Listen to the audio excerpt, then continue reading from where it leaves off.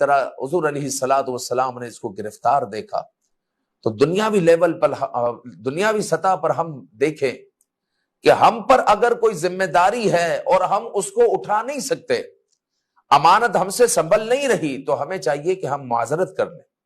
لیکن آج حالات یہی ہے کہ امانتوں کو جمع کیا جا رہا ہے، لوگوں کو عہدے ملنے چاہیے، کسی کے پاس اگر سرکاری ایک عہدہ ہے تو وہ کہتا ہے ایک دو اور مل جائیں، حالانکہ ایک عہدہ بھی اس سے نہیں سنبھالا جا رہا، وہ کہتا ہے کہ ایک دو اور مل جائیں۔ تو حضور علیہ الصلوۃ والسلام نے اس شخص کو جب دیکھا اس حال میں، تو حضرت جبرائیل نے امت کے ان لوگوں کی طرف اشارہ فرمایا کہ جو لوگ امانتیں جمع کرتے ہیں لیکن امانتوں کو ادا نہیں کر پاتے۔ تو پیارے بھائیوں، ہمیں امانتوں کی ذمہ داری اتنی ہی اٹھانی چاہیے کہ جتنی ہم ادا کر سکیں، اور امانت میں خیانت نہ ہونے پائے۔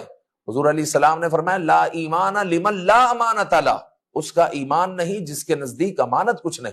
اندازہ لگائے، جس کے نزدیک امانت کچھ نہیں۔ تو امانت کی جب ہم نے ذمہ داری لے لی، کسی نے ہمیں امین بنا دیا، تو اب ہمیں حتی الامکان کوشش کرنی ہے کسی صورت اس میں خیانت نہ ہونے پائے۔